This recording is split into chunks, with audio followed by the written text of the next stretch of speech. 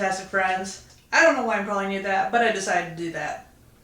Okay, well, we're not gonna do that. Hey y'all, I am going to have a Nerdtastic weekend and I decided you should come along for that journey. So one of the things that I've always wanted to try, ever since I read in the Harry Potter books, is butterbeer. I know what you're thinking. Danny, just go to Universal Studios. Well, I don't live in Florida anymore, so I can't really do that. Welcome to my Nerdtastic weekend. I mean, it's one of those things that when you read about it in the book, it just sounds amazing, and it's like, you know it doesn't really exist in real life, but you still want to try it? I've gotten that from a few books. Of course it does really exist now because of Universal Studios, but I don't live in Florida anymore, so I can't just zoom over there and try it. And since I can't just go and try it, I've looked up recipes. Well, it might be awesome to, make it myself, but I don't have any of the ingredients, and I decided to do one better, and a friend of mine suggested trying this stuff that was found at a local store of hers. Now granted, the store doesn't exist near me, so I can't really do that.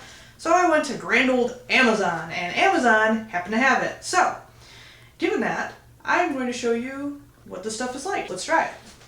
Here we have Flying Cauldron Butterscotch Beer. Now, it's not exactly butterbeer. I mean, in the fact that it's not called butterbeer, it's called butterscotch beer. But let's just say that this stuff looks pretty good. Let's just take a look at this bottle. You see how cool this thing looks? I mean, it's just beautiful, and like the coloring is even nice. Overall, I like the presentation of the bottle. I know, I'm being a connoisseur of presentation of bottles. This is actually butterscotch cream soda, is what it comes down to. Apparently, that's the interpretation that they've taken with what butterbeer actually is. And to an extent, I suppose that's probably true. The only thing that is that, butterbeer was supposed to make you feel warm and tingly, and I guess the point was that it's actually supposed to have alcohol in it. So, I don't know, this doesn't obviously. So we're gonna give this a shot. So, let's start with opening it up, shall we? I would try to just, yank this thing off, but I have a feeling it's not a pop top. Aha! Aha! Definitely smells like butterscotch. Let's give this a try, shall we?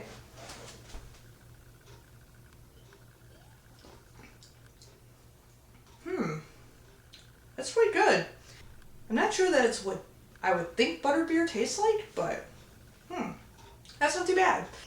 I mean, frankly, it tastes just like, butterscotch topping. Kind of tastes like a cross between that and cream soda, which is funny because the recipe that I had looked at making actually has butterscotch topping and cream soda in it.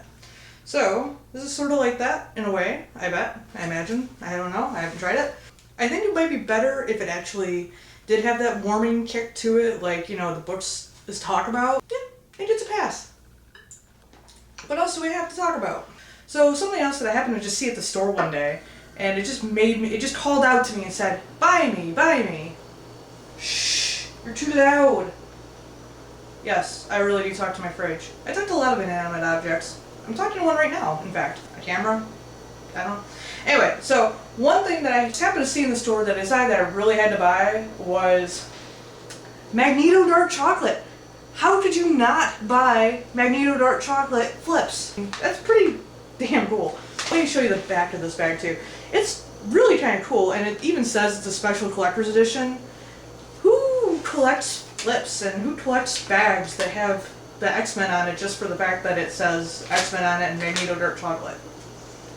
I don't know. To be honest, I really don't know what Magneto adds to the dark chocolate, because frankly, when I think of Magneto, the last thing I think of is dark chocolate. I don't understand. The two don't go together. I don't know if you've seen the new movie, but I happen to love it. I thought it was awesome. I mean, yeah, there's things that it didn't actually clean up for the first 3 movies especially, but it's not the time to talk about this. Right now it's time to talk about Magneto dark chocolate Flipz. And I think we'll have to give this a try. Oh. Ah. Hey, I opened it. Woo! So, let's give this Magneto dark chocolate a try. Ow! Not too bad. Having been somebody who grew up loving the regular milk chocolate Flipz, I have to say, this is actually pretty good, and I actually really like dark chocolate. I don't think this is better, but it is good. All in all, not bad. Better wash that down. Well, that's an interesting taste. Not the type of person who likes sweet and sweet stuff like that together unless it's like ice cream. Why am I talking about ice cream? I don't want ice cream, but I'm talking about it. Well, that's all I had to show you guys today. I just had a couple of nerdy items. I have more on the way, so definitely have to, you know, show you those eventually when I get them. I guess that's it. Oh, wait, now.